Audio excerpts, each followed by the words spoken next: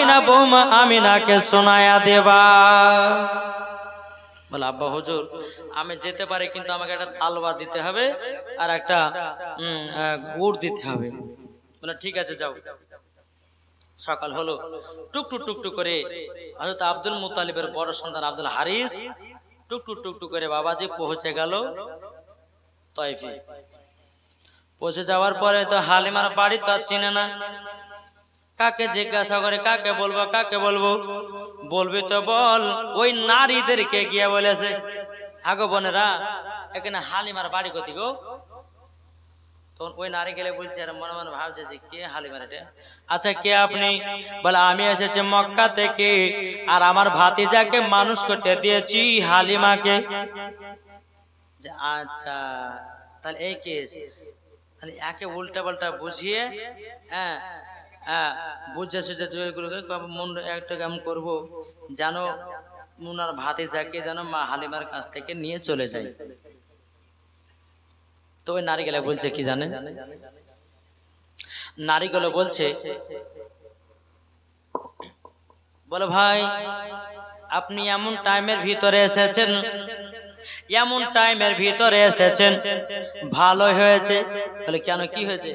বলে আপনার ভাতিজাকে তো মানুষ করে না, সকাল 6টার সময়তে গেটে তালা মেরে দিও, আপনার ভাতিজাকে রেখে দিও, হালিমা ছাগল বকরি নিয়ে চড়াতে চলে যাও। এত বড় কেস? তারা আজ হালিমার একদিন কি আমার একদিন আজকে দেখাবো। আগে বাড়ি কোনটা গো? ওই দেখেন ওই বাড়িটা দেখতে পাচ্ছ, ওখানে যান। আব্দুল হারি বাবাজি মা হালিমার বাড়িতে এসে বসে। সন্ধ্যা যখন 6টা বেজে গেল, বেজে যাওয়ার পরে টুকটুক টুকটুক করে মা হালিমা রাদিয়াল্লাহু তাআলা আনহা বাবাজি ছাগল বাকরি নিয়ে আপনার বাড়িতে ঢুকবে।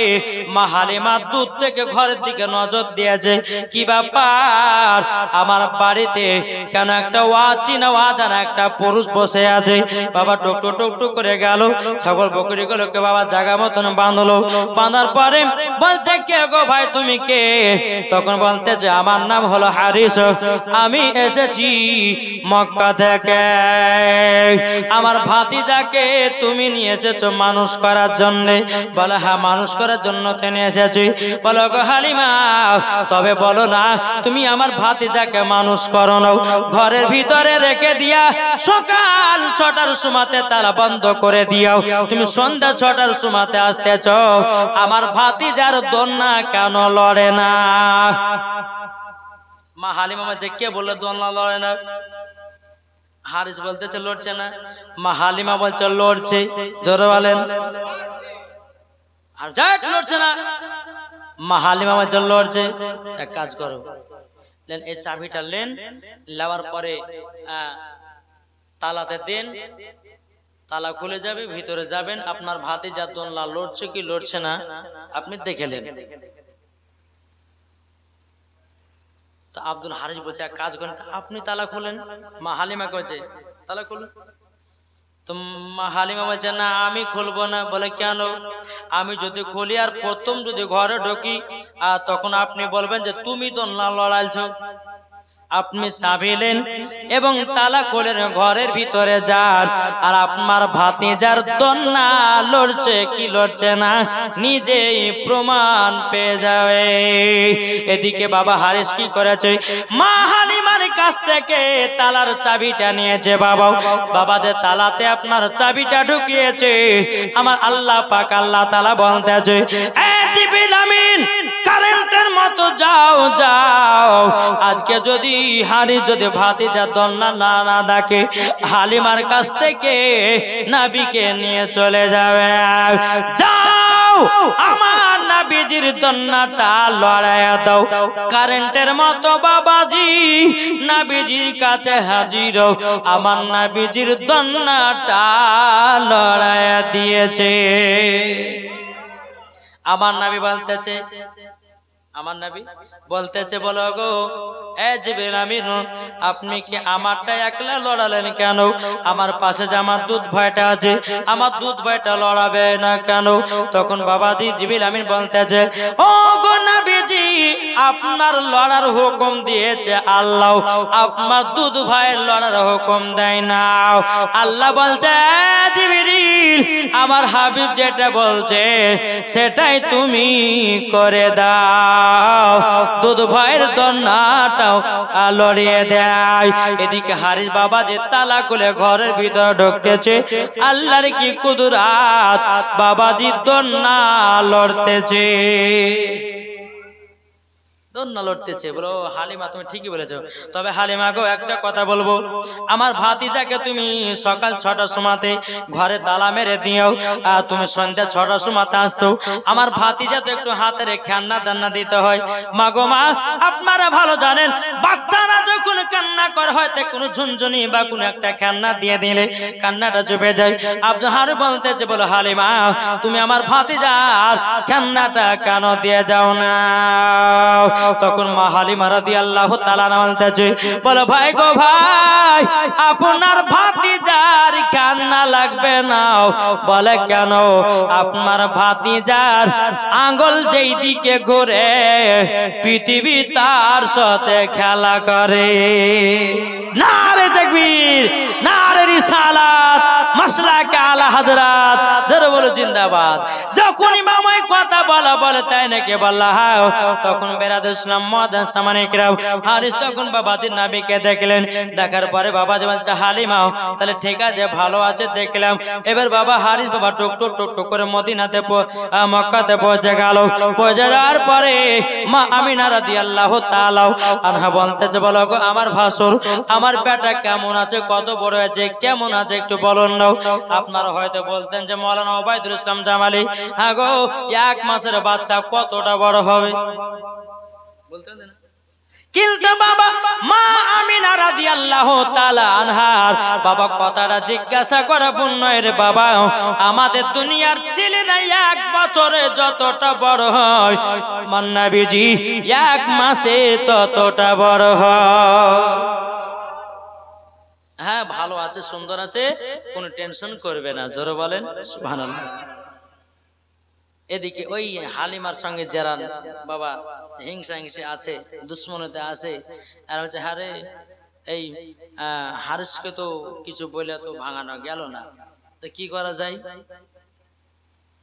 যত দিন যায় তত বরকত বাড়ছে, ছাগলগুলো বেশ মোটা মোটা হয়েছে। যে হালিমার বাড়িতে 2 বেলা 1 বেলা খাওয়া হতো এখন 4 বেলা খাচ্ছে, জোরে বলেন কি করা যায়? নারী গেলে বলছে এক কাজ কর, মা হালিমার ছাগল গুলাকে উল্টে পাল্টা কর, আমাদের ছাগল ওদিকে ঢোকা আর ওদের ছাগল গুলো আমাদের বাড়িতে নিয়ে, তাই কি হয় বাবা?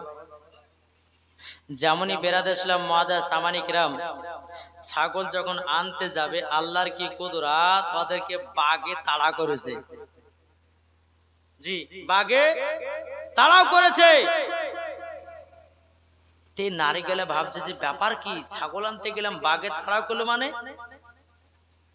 আল্লাহ বলছে বলে নারী রে, যেই বাড়িতে আমার রাহমাতুল লিল আলামিন আছে ওই বাড়িতে চুল পরিমাণের ক্ষতি হবে না, জোরে বলেন বাবা যে মুসলমান ভাইরাও এ সোনামানিকেরাও মা হালিমা রাদিয়াল্লাহু তাআলা আনার বাড়িতে এত বরকতের বাবা ওই নারীদের বাবা হিংসা লেগে গেল।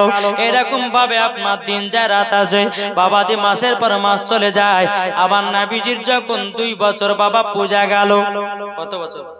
2 বছর যখন বাবা পূজা গেল, এদিকে মা হালিমা রাদিয়াল্লাহু তাআলা আনহা তিনি আল্লাহর কাছে দোয়া করে বলে আল্লাহ গো ওগো রব্বুল আলামিন, আমি তো মা আমিনার কাছ থেকে 2 বছরের জন্য নবীকে নিয়ে এসেছিলাম, 2 বছর পূজা গেল, এখন তো নবীকে দিয়ে আসতে হবে।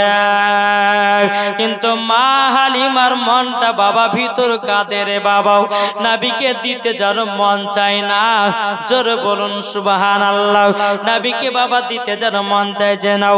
এদিকে মা হালিমাও আল্লাহর কাছে দোয়া করে বলে, আল্লাহ গো আমি নবীকে নিয়ে যাব মক্কাতে, এবং নিয়ে যাওয়ার পরে যেন আবারও নবীকে আবার তয়ফে যেন নিয়ে আসতে পারি।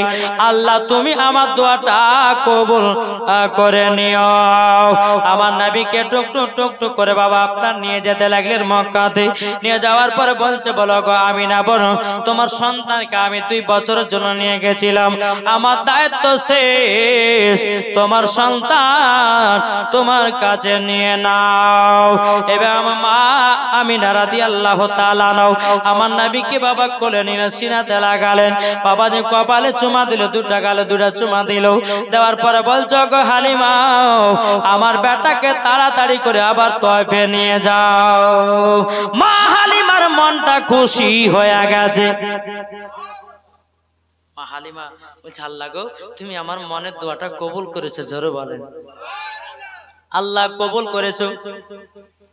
তো মা হালিমা বলছে, হ্যাঁ গো বোন, তোমার বেটাকে 2 বছর পর নিয়ে আসলাম, হ্যাঁ, তো হঠাৎ করে বলছো আবার লিয়া চলে যাওয়ার মানেটা কি?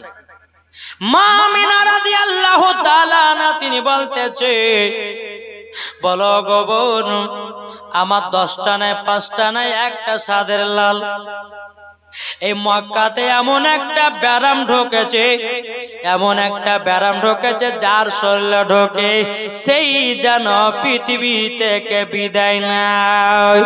আমার 10টা নাই 5টা নাই একটাই সাদের লাল, যদি আমার বেটার শরীরে অসুখটা ঢোকে যায় আমি তো আর বাঁচতে পারবো না। ও হালিমা তার জন্য আমার বেটাকে আবার তয়ফে নিয়ে যেতে বলতেছি, জোরে বলুন না সুবহানাল্লাহ। এদিকে মা হালিমা রাদিয়াল্লাহু তাআলা নাও বাবাজি মনটা এত আনন্দ হলো, এত ফুর্তি হলো, নবীকে আবার মক্কা থেকে নিয়ে আসলো বাবা তয়ফে। নিয়ে আসার পরে বেরাদার সালাম বেরাদার আমার নবীর বয়স যখন বাবা 2.5 বছর হলো, এদিকে মা হালিমার বেটা বেটি বলছে, মা গো মা আজকে আমরা দুধ ভাইকে সঙ্গে করে নিয়ে ছাগল চড়াতে যাব। মা দিবেন না? মা হালিমা বলছে, না বেটা আমি দিতে পারবো না, যদি কিছু হয়ে যায় তো আমি আমিনার সামনে মুখ দেখাতে পারবো না। তাই হালিমার বেটা বেটে বলছে, তোর মুস্তাফাকে দে না মা গো সঙ্গে নিয়ে যায়, তোর মুস্তাফাকে দে না মা গো সঙ্গে নিয়ে যায়। এই কথাটা আছে বলছে না, জীবনটা এগিয়ে নিয়ে যাচ্ছে নাকি বলছে। তো বলছে তো মা দিবেন না? তো বলছে ঠিক আছে যখন নিয়ে যাবো তো নিয়ে যাও, তবে একটু দেখভাল করে রাখিও। হালিমার বেটা বেটি বাবা দিয়া তো আনন্দ হয়ে গেল, দুধ ভাইকে সঙ্গ করে নিয়ে যাবে। টুক টুক টুক টুক করে আমার নবীকে নিয়ে গিয়ে একটা বাবলা গাছের নিচেতে নবীকে বসতে দিয়েছে। কিন্তু বাবারা এ সোনা মানিকেরা বাবলা গাছের পাতা বড় বড় না ঝরে ঝরে, কত রোদ রুখবে? রোদ রুখবে? রোদ রুখবে না। বাবলা গাছের নিচেতে আমার নবীকে বসিয়ে রেখেছেন। বসে রাখার পরে হালিমার বেটা বেটি বাবা ছাগল চড়াতে গেছে। কিছুক্ষণ পরে বেরাদ ইসলাম হালিমার ভাই বলতেছে, বোন গো ও বোন যাও আমার দুধ ভাইটা কি করছে না করছে একটু দেখে আসো। হালিমার বেটি আসার পরে দেখতেছে একটা বিশাল বড় সাপ আমার নবীজির মাথার উপরে যেন ছায়া করে আছে, মাথার উপরে ছায়া। হালিমার বেটি বলছে, মনে হয় আমার ভাইকে মনে দংশন করে দিতে পারে। দৌড় মারতে গিয়ে বলছে, ভাই একটা কাণ্ড ঘটে গেল। বলো কি কাণ্ড? বলে আমার ভাইয়ের মাথার উপরে এমন একটা সাপ ফেনা তুলে আছে, মানে আমার ভাইকে যদি দংশন করে দেয় তাইলে তো আমার মা আর কোনোদিন আমাদেরকে আর দুধ ভাইকে পাঠাবে না। তবে এক কাজ করো না, এক কাজ করো। তখন হালিমার বেটা বলছে, বোন বলে তাই নাকি? বলে হাও। বলো চলো তো গিয়া দেখে। গিয়ে দেখতেছে বাবা সাপ আর নাই। কোথায় নিয়ে হয়ে গেছে? হালিমার বেটা বলছে, এই তুমি যে বললে যে সাপ দেখলে, তো সাপ কই? না ভাই আমি এখনই দেখলাম, আমি মিথ্যা কথা বলছি না, এখনই দেখলাম। আচ্ছা ঠিক আছে, যা দেখেছো দেখেছো, কিন্তু এই কথাটা মার সামনে গায়ে না, কাল থেকে দুধ ভাই কাছতে দিবে না, ঠিক আছে? আবার দ্বিতীয় দিন নবীকে বাবা নিয়ে এসেছেন, নিয়ে আসার পরে নবীকে আবার বসে রেখেছেন। হালিমার বেটা বেটি ছাগল চড়াতে গেছে বাবা। ছাগল চড়াতে গিয়ে আবার কিছুক্ষণ পরে বলতেছে হালিমার বেটা, বলে বোন গো একবার দেখো না, দেখো না, দেখে এসো আমার দুধ ভাইটা কি করতেছে, একবার দেখে আসো। বাবা যে মুসলমান ভাইরাও, হালিমার বেটি এক পা দু পা করে বাবা আপনার যেতে লেগেছে বাবা। যেতে যেতে যেতে বাবা দেখতেছে আমার নবীকে গোল করে জানো বাগে জানো ঘেরে আছে। হালিমার পিটি কান্না করতে করতে বলছে ভাই গো ভাই এমন একটা কাণ্ড ঘটে গেল। বলে কি? বলে ভাই গো আজকে জানো বাগে আমার দুধ ভাইকে যেন গোল করে ধরে আছে, আমার ভাইকে মনে আর জীবিত পাওয়া যাবে না। হালিমার বেটা বেটি দৌড়াতে দৌড়াতে বাবাজি নবীর কাছে এসেছে। আসার পরে দেখতেছ আর বাঘ নাই। জোরে বলেন বাঘ নাই। তখন বলছে কালকে সাপ দেখে যাদিকে বাঘ, তো বাঘ কই? বলে ভাই আমি দেখলাম, নিজের চোখে দেখলাম। আচ্ছা যা দেখেছে দেখেছে, এই কথাটা মার সামনে গাহেও না। আর যদি গাহাও তাহলে কিন্তু দুধ ভাইকে আসতে আর দিবে না। মেয়ে ছেলের কতদিন গো, যে মেয়ে ছেলেকে বলি যে বোন এই কথাটা বলিস না, ওই কথাটা বলবে তারপর পেটের ভাতা হজম হবে নাকি বলছে। কাউকে যদি বলেন যে কথাটা কাউকে বলিস না, বুইলা গা ছেড়বে কাউকে। বাবা যে সোনা মানিক। তো দ্বিতীয় দিন নবীকে নিয়ে এসেছেন। হালিমার বেটা বেটি, হালিমা এবং হালিমার বেটি এক জায়গাতে শুয়ে আছে। তো মা হালিমা বলছে হারে বেটি তোমরা দুধ ভাইকে নিয়ে এসেছো, তো কেমন আনন্দ লাগছে, ভালো লাগছে না? বলছে হ্যাঁ মা খুব আনন্দ লাগছে, খুব ভালো লাগছে। এক কথা দু কথা বলতে বলতে বলতে বাবা অমনি বাবা হালিমার বেটে বলছে বা ওগো মা আমাদের দুধ ভাই তো আমাদের সঙ্গে 2 দিন গেছিল। একদিন জানো আমার দুধ ভাইয়ের মাথার উপরে জানো সাপ ফেনা তালা ছিল। দ্বিতীয় দিন যখন নিয়ে গেলাম বাঘে যেন গোল করে ঘেরেছিল। মা হালিমার মনে ভয় ঢুকে গেল। বলে বেটে রে আগে কেন বলেছিনি? বলে মা তোমার বেটা বলতে মানা করেছে, তারই জন্যে বলিনি। ও তার জন্য বলেছিনি? আচ্ছা ঠিক আছে, আর দুধ ভাগে তোদের সঙ্গে পাঠাবো না। সকাল হয়েছে, হালিমার বেটা বলছে মা দুধ ভাইকে দেন আবার নিয়ে যাই। বলে না পাঠাবো না। যখন বলেছে পাঠাবো না অমনি বাবা কিন্তু বোনের দিকে দেখেছে। তাহলে বুঝলে দিলি কথাটা, রাখলি না পেটে, দেখলি তো এখন আর দুধ ভাইকে পাঠাবে না, পাঠা যায় না বাবা। হালিমার বেটা বেটে আবার বাবা দেখা একা ছাগল চড়তে গেল। নবী বাড়িতে আছেন। একদিন দুদিন পার হয়ে যায়। এদিকে বনের বাঘেদের বাবা মন খারাপ। কার মন খারাপ? বনের বাঘ, বাঘ যারা আছে বাবাজি তাদের মন খারাপ। নবীকে দেখতে পায় না, মন খারাপ, 3 দিন ধরে দেখতে পায় না। এখন সমস্ত বাঘেরা বলতেছে যা হবে হবে, আজকে নবীর বাড়িতে গিয়া ডাইরেক্ট নবীকে দেখে আসবো। সব মাথা গরম করে বাবাজি জঙ্গল থেকে সব বেরিয়ে আসে। বাঘের যে সর্দার, এ তোমরা কোথায় যাও কোথায় যাও? বলে আমরা যাতেছি, আমাদের মাথা গরম হয়ে গেছে, আমরা নবীকে 3 দিন ধরে দেখতে পাইনি, আজকে নবীর বাড়িতে গিয়া ডাইরেক্ট দেখে আসবো। বাঘের সর্দার বলছে দাঁড়িয়ে দাঁড়িয়ে যাও, মাথা গরম করে কোনো কাজ করো না, লাস্ট পজিশনে তোমাদেরকে মার খেয়ে উঠে আসতে হবে, আমার কথা মতো শোনো আর বুদ্ধি মতো কাজ করতে হবে। সব বাঘ বলছে কি করো বলেন? বলে কাজ করো, তোমরা যদি এখন নবীকে বাড়িতে দেখে যাও তো গ্রামের লোক তোমাদেরকে রাখবে, সব তো লাঠি লাঠি রাখবে তোমাদেরকে। এক কাজ করো, নবীকে যদি দেখতে চাও একটা বুদ্ধি খাটাও। বলে কি বুদ্ধি? বলে হালিমার বেটা পেটে ছাগল চড়াতে আছে, যে ছাগলটা বেশি দুধ দেয় মোটা, ওই ছাগলটাকে ধরে নিয়ে চলে আসো, ঠিক তোমরা নবীকে দেখতে পাবা। হালিমার বেটা বেটি ছাগল চড়াচ্ছে, যেটা দুধ বেশি দেয়, মোটা ছাগল, ওই ছাগলটাকে বাঘে ধরে নিয়ে বাবা পাহাড়ে চলে গেছে। পাহাড়ে যখন বাবা যাওয়া, হালিমার বেটা বেটি বাবা হায় হায় হায় কি কাণ্ড, কি কাণ্ড ঘটে গেল আল্লাহ। যেই ছাগলে বেশি দুধ দেয় ওই ছাগলটাকে তো বাঘে ধরে নিয়ে চলে গেল। হালিমার বেটা বেটি বাবা কান্না করতে করতে গিয়ে বলছে মা গো মা আজকে খুবই কাণ্ড ঘটে গেছে গো মা। বলে কি কাণ্ড? আমাদের যে ছাগলটা বেশি দুধ দেয় যেটা মোটা সোটা ছাগল ওই ছাগলটাকে যেন পাহাড়ে ধরে নিয়ে চলে গেল। হালিমা বলছে হায় আল্লাহ কি কাণ্ড ঘটে গেল। আমার নবীজি বলছে গো দুধ মা কি হয়েছে একবার বলুন নাও। ও বেটা মোহাম্মদ গো আমার দুধ বেটা শোনো গো যে ছাগলটা বেশি দুধ দিত ওই ছাগলটাকে ধরে নিয়ে বাঘে পাহাড়ে চলে গেছে। আমার নবীজি বলছে গো মা চিন্তা করো না চিন্তা করো না ঠিক ব্যবস্থা হবে। ও গো মা আমাকে নিয়ে চলুন। বাবাজি মুসলমান ভাইরাও নবী এবং তিনার মা হালিমা রাদিয়াল্লাহু তাআলা বাবাজি দৌড়াতে দৌড়াতে পাহাড়ের কাছে আসলো।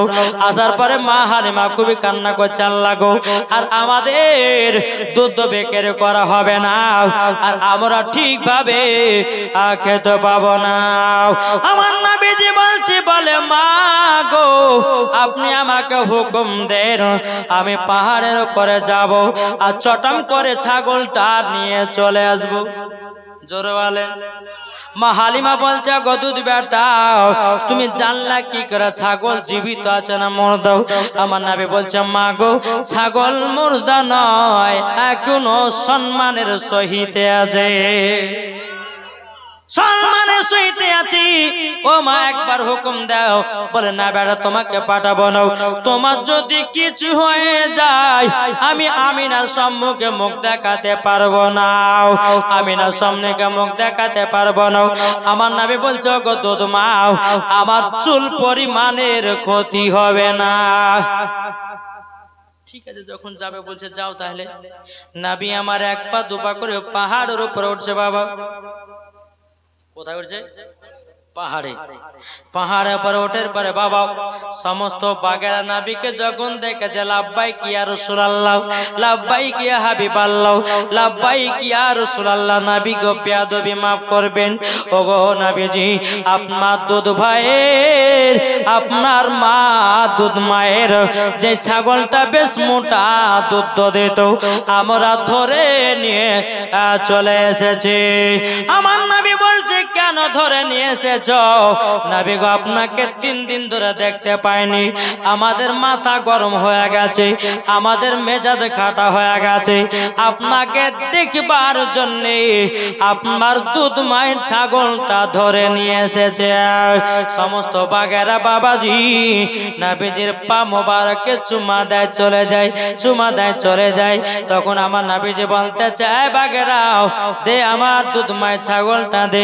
বাবাজি কত সুন্দর যত্ন করে বলছে হুজুর গো নেন ছাগলটা নেন। এমন ভাবে বাবাজি আপনার বাগে ছাগলটা নিয়ে গেছে একটু কোন বাবা কাটে না ফোটে না। জোরে বলেন। বাবাজি মুসলমান ভাইরাও আমার নবীজি যখন ছাগলটাকে কোলে করে নিয়ে বাবা আপনার পাহাড় থেকে নামবে এদিকে মা হালিমা মনে মনে চিন্তা করে বলে আল্লাহ ওগো রব্বুল আলামিন আমার দুধ বেটা যদি না ফিরে আসে আমি আমিনার সম্মুখে মুখ দেখাতে পারবো না। এক পা দুপা করে বাবাজি পাহাড় থেকে আপনার নামতেছে। মা হালিমার মনে যেন একটু ফুর্তি আসলো রে বাবা। হালিমার বেটা বেটি যেন একটু বাবা হাসি দিয়েছে। ও মা দেখো আমাদের দুধ ভাই ছাগল নিয়ে আসতেছে। বেড়াতে ছাগল নিয়ে এসে বাবা দিয়ে দিল। তখন মা হালিমার বিশ্বাস হয়ে গেল আমার নবীজি চুল পরিমাণে ক্ষতি হবে না। আল্লাহুম্মা সাল্লি আলা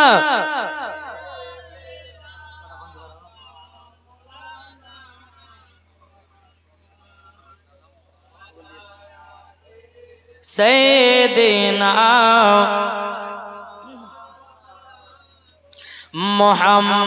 মুহাম্মাদ সাল্লাল্লাহু